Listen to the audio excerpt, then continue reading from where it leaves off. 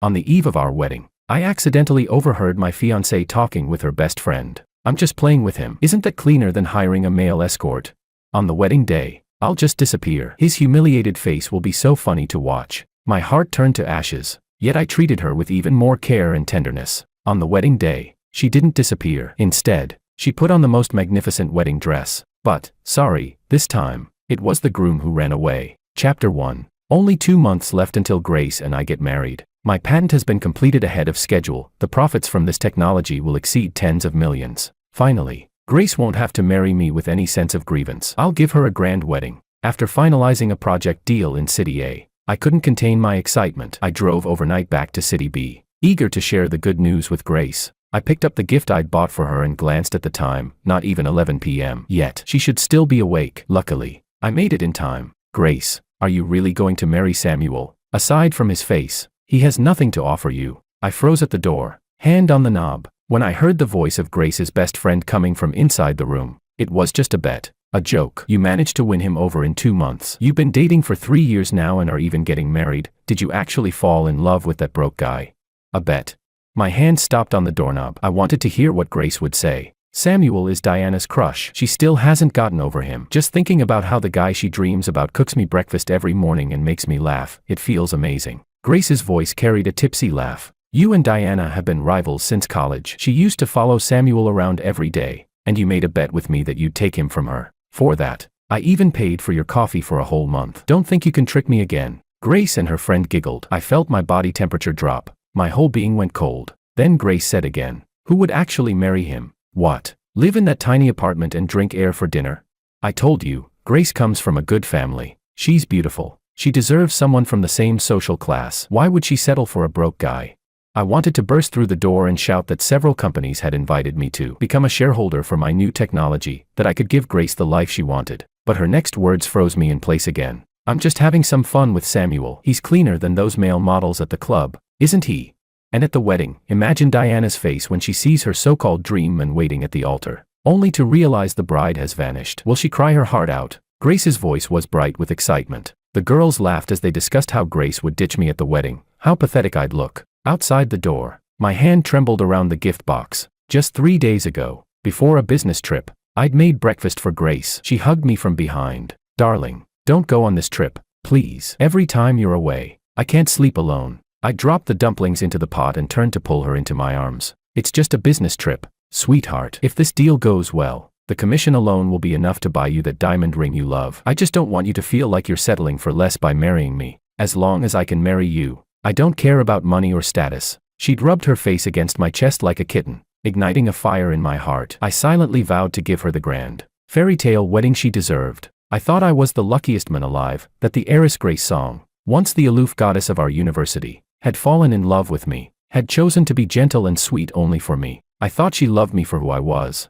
that she didn't mind my humble beginnings, that she believed I could build our future with my own hands. But now I knew, it had all started as a joke, a silly bet between her and her roommate. I was nothing more than a tool to humiliate Diana. She was a good actress, so good that she made me believe her, made me fall hopelessly in love. I didn't dare imagine what would have happened if I hadn't overheard all this, if the bride had run away mid-ceremony, leaving me standing alone in front of hundreds of guests. The shame alone could have killed my already frail mother. I shook with rage. Grace song, if you want to put on a show, then let's put on a grand one together. Chapter 2. Back in the car, I sat motionless for a while before picking up my phone and dialing Diana's number. Come out, I have a gift for you. Really, I'm leaving right now. Keep my gift safe for me.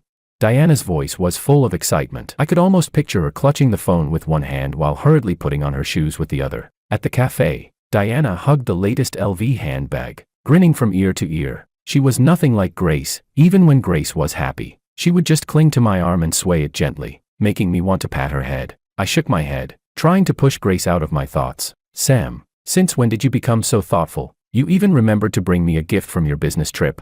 She eyed me suspiciously, then glanced at the gift. Wait, don't tell me this was meant for Grace. But she didn't want it, so you gave it to me instead. I awkwardly rubbed my nose. How terrifyingly sharp women's intuition could be these days. I was never good at lying. Before I could come up with an excuse, Diana's face lit up again. It's fine. Even if Grace didn't want it, you still bought it. So I'm not picky. Just one handbag Grace didn't want was enough to make Diana so genuinely happy. I suddenly felt a pang of guilt, I'd neglected her far too much before. Diana, my patent has just been approved. Would you be interested in a collaboration? Diana Han set down her bag, her eyes shining. Sam, are you serious? You're really willing to work with the Han Group now? No more worrying about gossip. Sam, if we work together, does that mean you'll be visiting Han Group often? Sam, does that mean we'll be working in the same company from now on?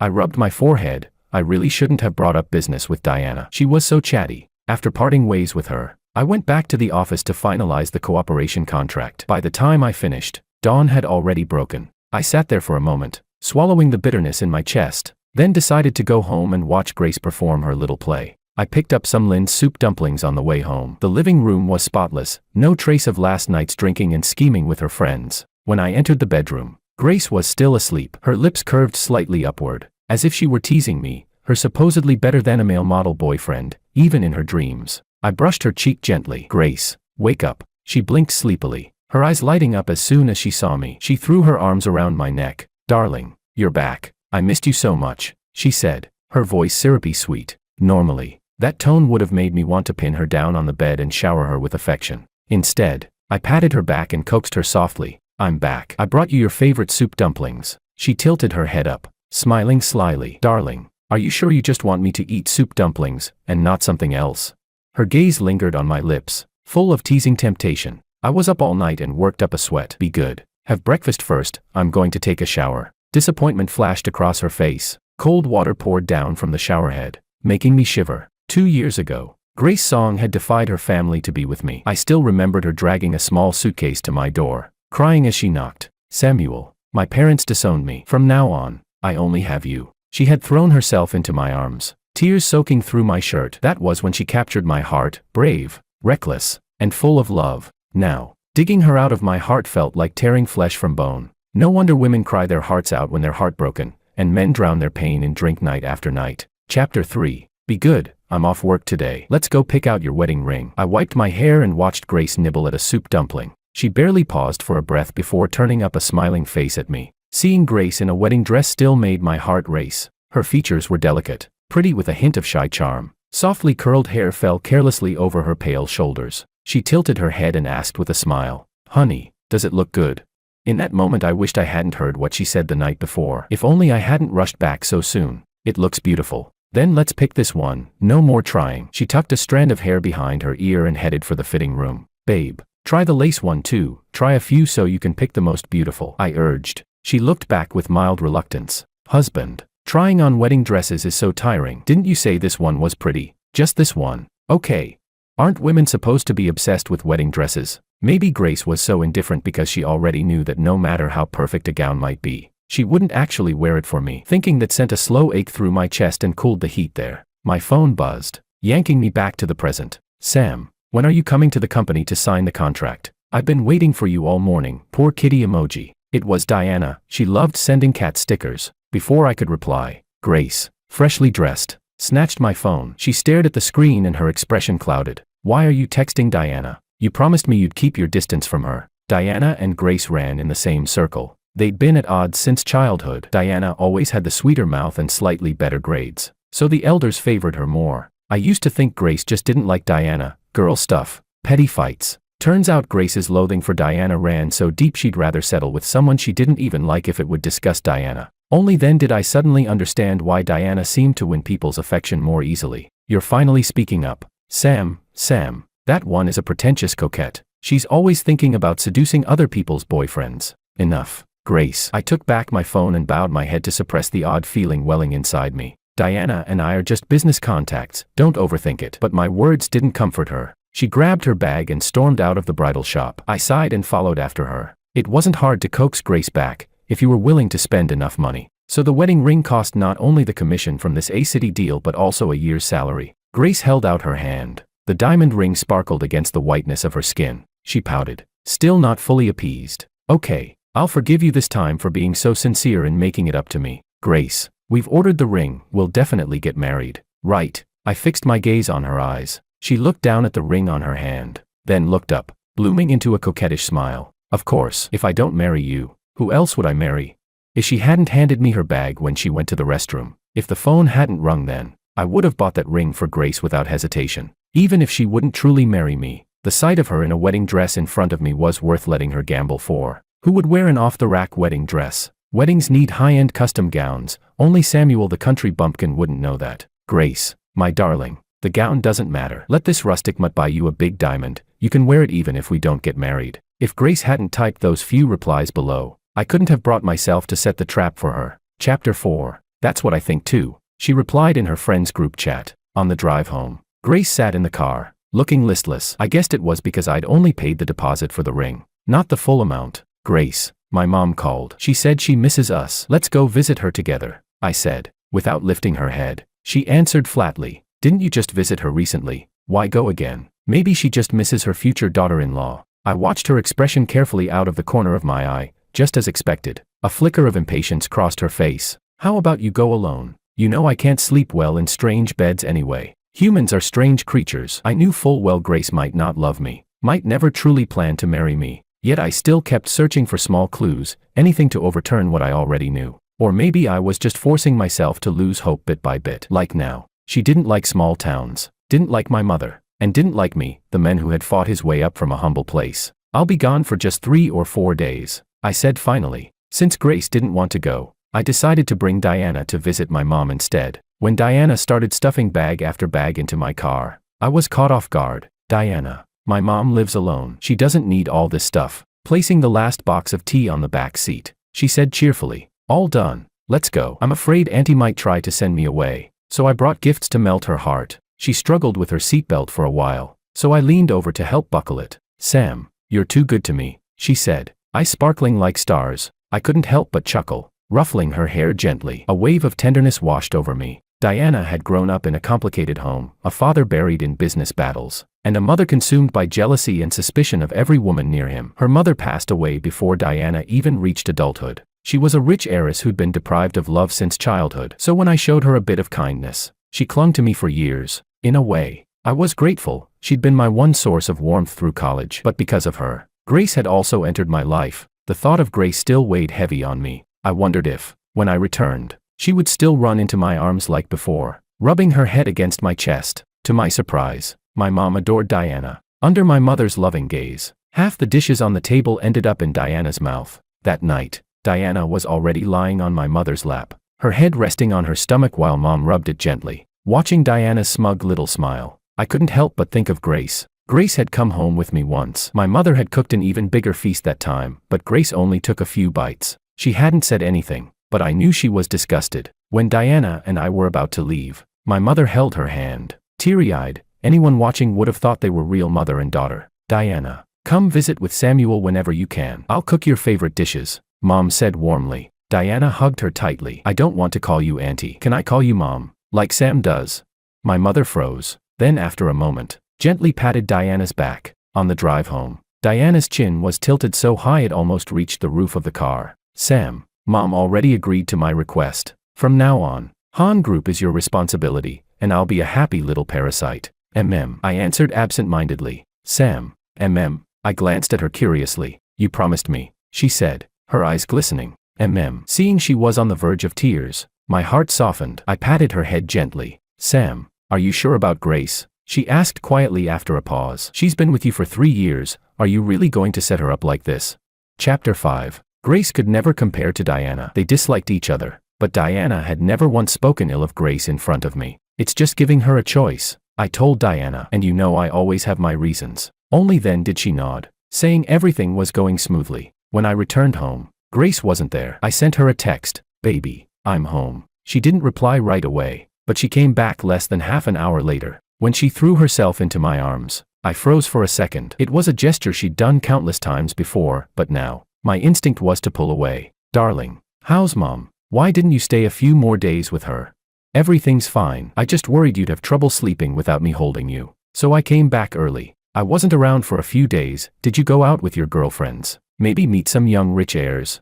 A flicker of panic crossed her face before she quickly composed herself. What are you talking about? We're about to get married, but you're the one still in touch with Diana. I told you to delete her, did you? The best way to change the subject, stand on the moral high ground and attack. Grace, I need to work with the Han Group if I want to maximize profits. That's the only way I can pay the rest for that diamond ring and give you the grand. dreamy wedding you deserve. I looked straight into her eyes, speaking sincerely. Her expression shifted several times. She knew I could have chosen to cooperate with either the Han group or the Song group, but if I worked with the Song group, I'd never fully cut ties with her family. That was something I could only see clearly now. From the outside looking in, she hesitated for a moment. Fine, for your career's sake, I'll be understanding. But you're not allowed to meet Diana in private, not even once. I'll be keeping an eye on you. I nodded, thinking she'd hardly have the time to watch me. She'd be busier than I was. During dinner, her phone kept lighting up with message alerts. She glanced at it once, then calmly switched it to silent mode. After dinner, as expected, she changed clothes to go out. Darling, I made plans to go shopping with my girlfriends. I'll be back soon. Okay. I pretended not to notice the black camisole dress under her coat and said gently, be careful. Okay. As she bent down to change her shoes, I couldn't resist adding, want me to drive you? Her movements paused for just a second before she grabbed the doorknob. No need, honey, they're already waiting for me outside. Someone was waiting for her outside, just not her girlfriends. Chapter 6. My phone quickly filled with pictures. Grace walking into a well-known club arm in arm with a sharply dressed man. Her coat was gone, just a low-cut, short camisole dress remained. She'd shown me that dress when she first bought it. The cut was perfect, wrapping her chest so it seemed on the verge of spilling out. Her waist was slim, her hips perky, an alluring waist-to-hip ratio, like a bewitching temptress. I'd warned her then. My throat dry. Wife, that outfit is only for me to see. She'd laughed and, right in front of me, tugged the zipper down. Tonight she wore that battle dress and looped her arm through the wrist of a rich heir who'd come to be city on business. I already suspected she might do something like this, but seeing the photos still felt like being pricked with needles. After all, she was a woman I once loved. Seeing her willingly go on dates with another man made me both furious and wounded. Grace didn't come back early like she'd said she would. I sent her message after message. She replied only once, don't worry. I guessed she'd texted just to calm me down and to stop me from coming to pick her up. When the shower stopped, I closed my eyes and steadied my breathing. She crept into bed and I felt her move close in the dark. Her arms slid around my waist from behind, pressing her freshly washed, slightly cool body against my back. Honey, are you asleep? Her warm breath fanned my neck, but at that moment I had no interest. In a groggy voice I answered, baby, stop fooling around. Go to sleep. I gently pried her hands off my waist. I didn't understand it. She didn't love me. She'd just come back from dating another man. Yet after a shower she crawled into my arms. If I had to offer an explanation, I'd blame desire, not guilt. Over the next stretch of time, with my tacit allowance, Grace went out more and more with that wealthy heir. The photos they sent got closer and more intimate each time, until a front-facing selfie came through. Grace had her arm around the man's neck and pressed her cheek up against his. It looked like it was his selfie. My breath went dull. So many times she used to cling to my neck like that, giggling and stealing kisses on my cheek. I stared at the picture in a daze. Then another message popped up, a chat log. This girl's throwing herself at him. Can you actually get her to do what you want? The avatar was the man in the photo. Can you restrain yourself and not be seduced by beauty? Diana replied. How many men can resist when a beauty comes and wraps herself around them? He shot back. Even if you can't resist, you should try. I'll ask Sam about this. By the way, you're ruthless, setting a trap like this for your own woman. But your sister-in-law isn't exactly a saint either. Don't talk bad about Sam, or I'll bite you. A playful cat emoji. Then Diana called. My head was fuzzy. I hit decline. Samuel, this is the time to let go of Grace completely. Grace. Oh Grace, if the runaway wedding was your idea, then I'll be the one to carry it out. Chapter 7. In the following weeks, both Grace and I were busy. I was busy applying my patent to the production line. Busy familiarizing myself with the various operations of the Han Group. Diana Han often said she wasn't good at management, but through our work discussions, I realized she wasn't incapable, just lazy. Sam, I feel so at ease with you around. I just want to be a pampered freeloader. You work hard, and take good care of me. I pinched her cheek, smiling. All right, I'll make sure my Diana stays soft and well-fed. At some point, the last trace of awkwardness between us disappeared. Maybe it was when she'd wanted to call my mother Mom. When I got home one evening, exhausted, I was surprised to see Grace there. Before I could even take off my shoes, she came running over and hugged me. Darling, you're home. Her voice sounded muffled. By now, I'd learned to manage my reactions to her perfectly. What's wrong? I changed my shoes and led her to the sofa, though unlike before, I didn't pull her into my arms. I want your chicken and rice dish. Will you make it for me? She rubbed her cheek against my arm like she used to. I felt goosebumps rise all over my skin. Love and indifference, the body never lies. There's no food at home. Tomorrow. Okay. Back when we were in love, even if she wanted something at midnight, I would have driven out to buy ingredients. But now, there was no need to act anymore. After all, the play was almost over. She looked disappointed for a moment, then quickly perked up again. Let's go check the wedding venue set up tomorrow. Okay. She finally remembered, our wedding was less than a month away. I can't tomorrow. I have a business trip. Why don't you go pick the decorations yourself? Whatever you choose, I'll love it. Her face froze. This time, the disappointment was unmistakable. Samuel, do you not love me anymore? She asked softly, staring into my eyes. I lifted her chin. What makes you say that? We're getting married soon. Don't overthink it. Suddenly, she pushed me down onto the sofa. You've fallen for Diana, haven't you? So that was it. Jealousy again. Over Diana. No. What are you imagining this time? Before I could finish, she bit down hard on my shoulder. I sucked in a sharp breath. Her teeth had broken the skin. I could feel the sting of blood. Her voice came from near my shoulder, low and trembling. Samuel, don't love anyone else. Always love me. Okay. I sensed something off about her, but didn't think too much of it. Maybe Diana had provoked her again. Until later, when Diana sent another screenshot. The girl you mentioned, what's wrong with her? You told me to make a move, but she can't even play along. It was from the same rich heir. What happened? Diana replied, adding a confused cat emoji. I booked the hotel room, took a shower, and she ran off. Ha ha ha. So what? Can't get over it. Diana, don't push me. You want me to come find you instead?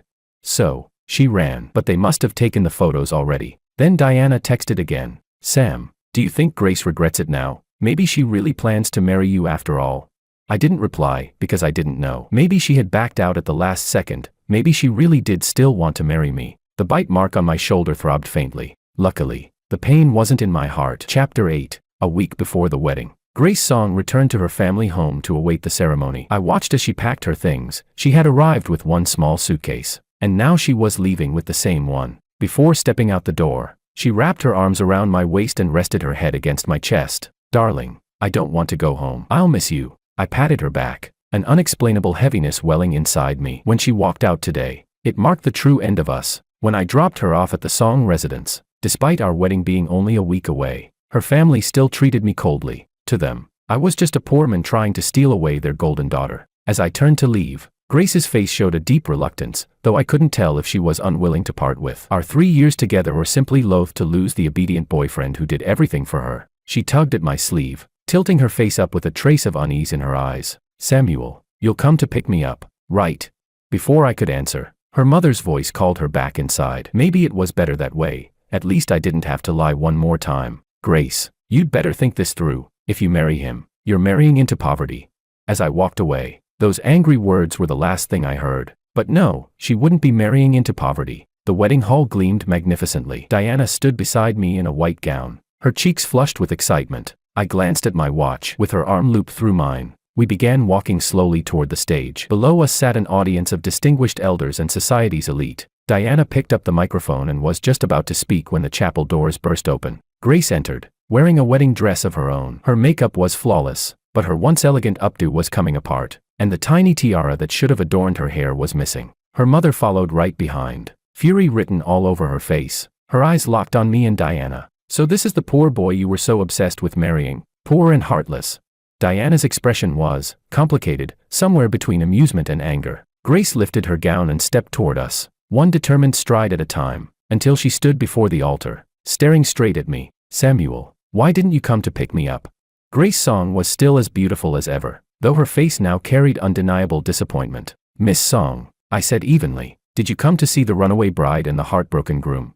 Her eyes widened, disbelief flashing in them. I'm afraid I'll have to disappoint you. I lowered my gaze, unwilling to look at her. After all, she was once the woman I'd loved with all my heart, and now she stood before me, lost and hollow, in a wedding dress that wasn't meant for her. Before Grace could respond, her mother exploded in rage, her glare fixed on Diana. I squeezed Diana's hand gently to reassure her. So you're the Han family's little vixen who stole my daughter's man. Everyone, look, on the day of my daughter's wedding, it's her from the Han family standing up there.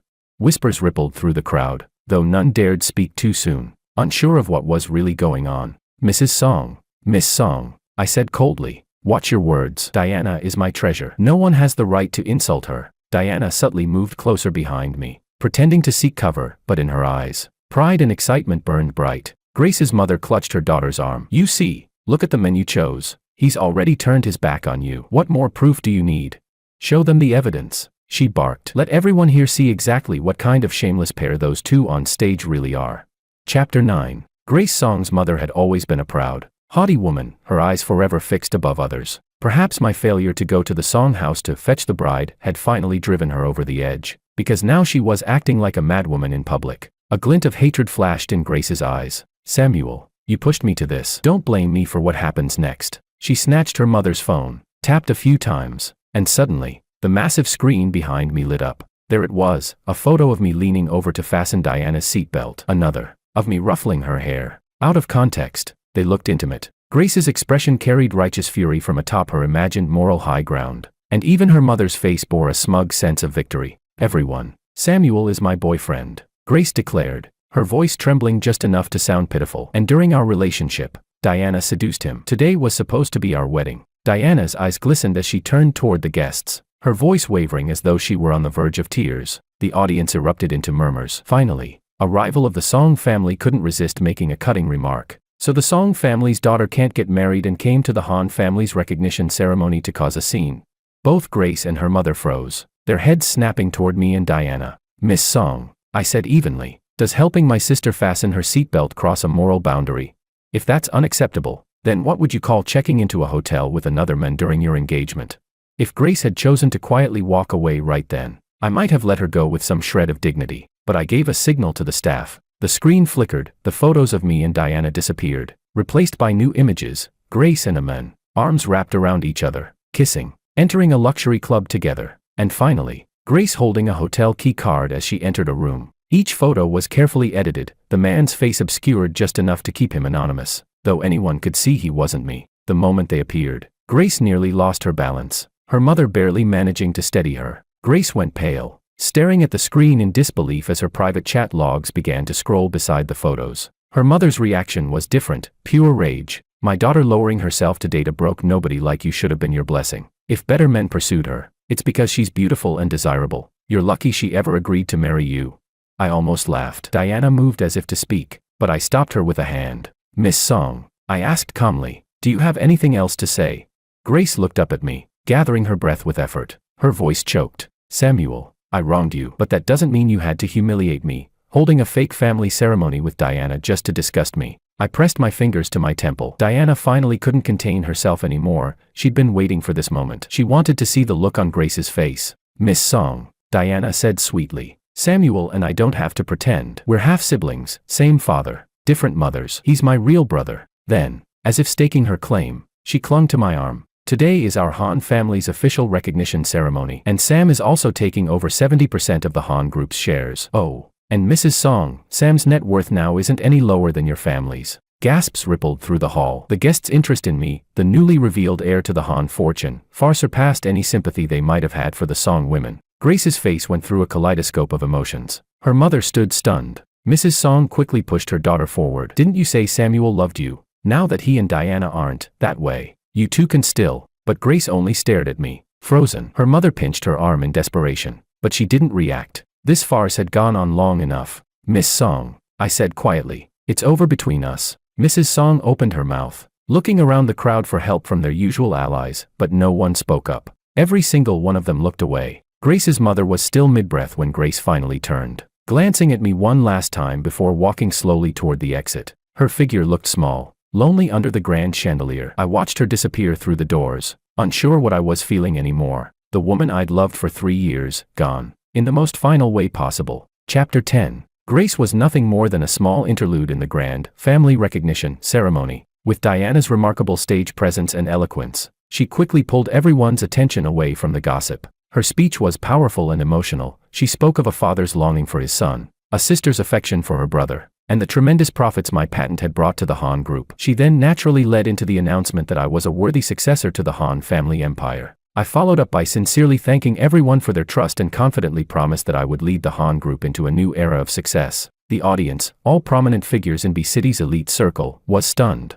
No one had expected that the Han family still had an undisclosed child. After all, few knew that before entering the business world, the Han patriarch had once been in an arranged marriage, leaving behind a pregnant wife before he went off to make his fortune. During that time, he met Diana's mother. When he later knelt before my mother to beg forgiveness, she gave only one condition, that the 1-year-old me would stay with her. I was raised by my mother alone, yet she never taught me to hate my father. In fact, whenever my father helped me with my education, she encouraged me to accept it with gratitude. I once protested on her behalf, angry for the injustice she'd endured. She just smiled gently and said, "Samuel, your father didn't stop loving you. He just stopped loving me." Then, with a calmness that humbled me, she added, "And really, what's so wrong about that? The fault isn't his, it was that era's. Back then, there was no such thing as free love. Your father was simply a bit braver than most." Her face had been so serene when she said it. "In a way," she murmured, "his choice was also a kind of mercy, a release for me." When Diana and I returned home after the ceremony,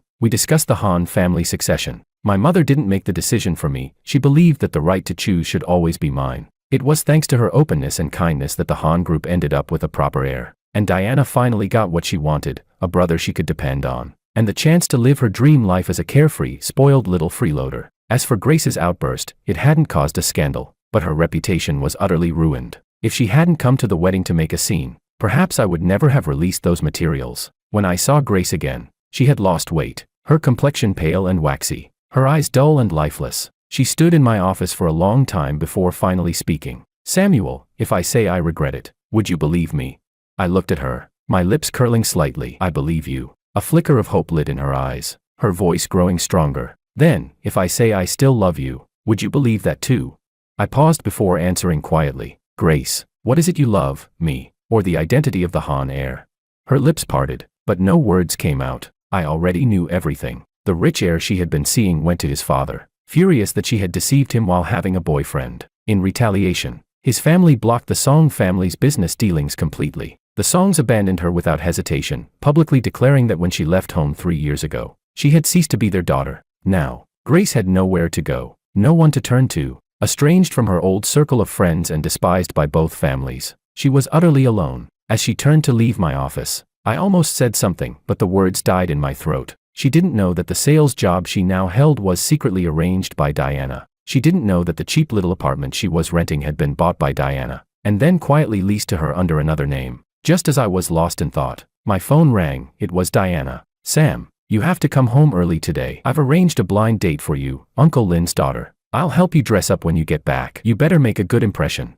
I couldn't help but smile. Having such a spoiled, attention-hogging sister truly had its perks, and maybe, if things went well, she'd soon find someone of her own. I planned to make sure Diana got herself a little niece or nephew soon, anything to stop her from following me around all day shouting, "Sam, Sam brother, Sam brother." Grace's side story. The first time I met Samuel, my sworn rival Diana was fluttering around him, calling him Sam this and Sam that, but he didn't even spare her a kind glance. That was the moment I decided I liked him. Later, I began secretly watching him. He wasn't well off. He often ate in the school cafeteria, and his wardrobe consisted of just a few sets of clothes, always recycled. But when he played basketball, he looked effortlessly cool. He earned academic scholarships, and throughout all 4 years of college, he never dated anyone. But then, I noticed something that made my heart tighten. The way he looked at Diana began to change. His gaze grew softer, almost affectionate. So, when my roommate and I made a bet, I decided I would win it, by making Samuel fall for me. Once that decision was made, I felt strangely free. I was filled with determination every single day. Every love letter I wrote him, I wrote with care. Every chance encounter on the street was carefully staged, me waiting at the corner for a long time. I hated my family's house. It reeked of money and emptiness, so one day I packed a small suitcase and ran to Samuel. When he held me that night, he trembled,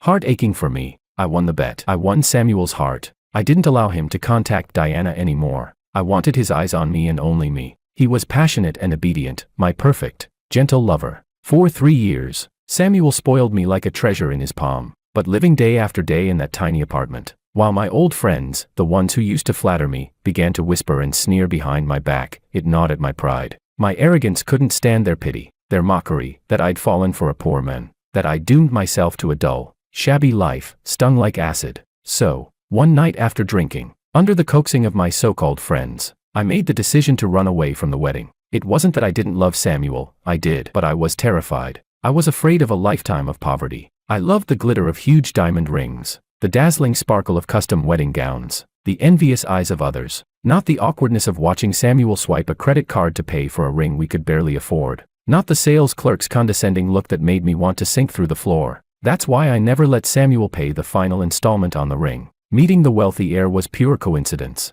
He was handsome, rich, and wildly charming, everything Samuel wasn't. It felt like fate telling me to step out of Samuel's world and into a new one, a better one. I knew I was beautiful, and I knew how to use that beauty. I put on the same black slip dress that once made Samuel blush just by looking at me, and I went to meet the rich heir. But when his hands slid onto my thighs, I froze. My instinct screamed at me to push him away. Samuel's name flashed on my phone again and again. I didn't dare reply. I just wanted to go home. I wanted to run back to him, to melt in his arms. That's when I realized I truly loved Samuel, more deeply than I had ever admitted to myself. For a while, I thought maybe I could just accept an ordinary life with him. But then one of my friends married a rich second-generation heir. At a party, she showed off her massive diamond ring, and all the girls who once revolved around me instantly gathered around her. The envy, the attention, all gone. And just like that, I lost my resolve again. Love couldn't feed me. Love couldn't silence the voice of vanity in my heart. I kept meeting the rich heir, holding his hand, letting him kiss me, pretending he was Samuel. Then one night, he handed me a hotel key card. In the presidential suite, as I heard the sound of water running in the shower, my heart pounded, not with desire, but with dread.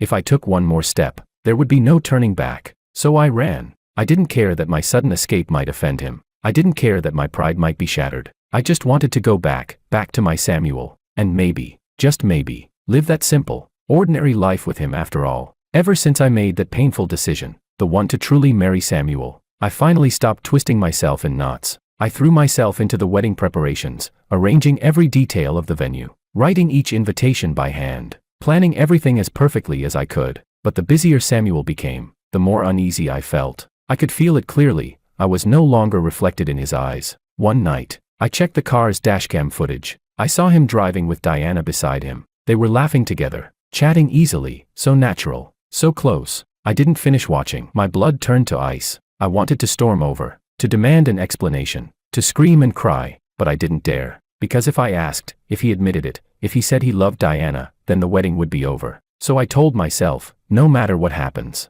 get married first. As long as we're married, Samuel is mine. For the first time, I was terrified of losing him. Before the wedding, I was supposed to return to the songhouse to await the marriage. Before leaving, I hugged him tightly. He hadn't held me on his own for so long. Samuel, I whispered, you'll come to pick me up, right?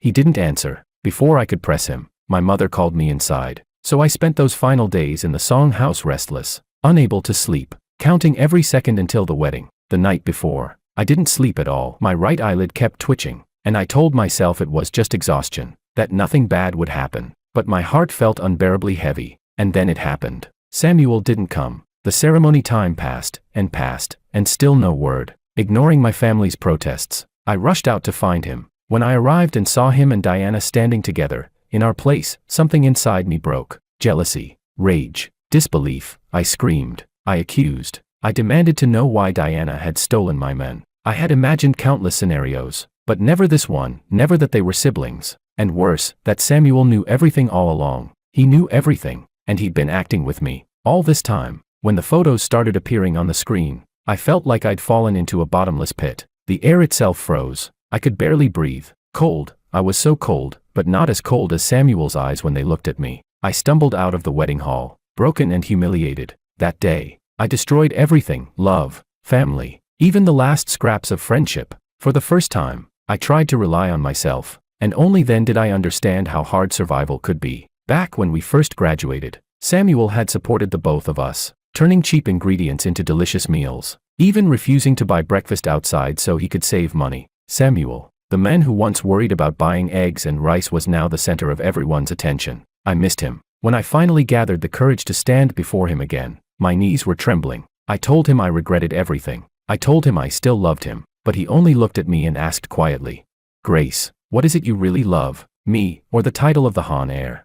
I opened my mouth, but no sound came, because he was right. Even if I told the truth, even if I said I loved him, he wouldn't believe me anymore. So I lost him, the man who loved me most, the man I loved the most. And I also lost the woman who silently helped me when everyone else turned their backs, Diana. In my dreams, I'm always walking toward Samuel in a wedding dress. He's smiling. Diana is in the audience, clapping for us, tears in her eyes. And every time I wake up, I whisper the same words into the dark: if only I could do it all over again.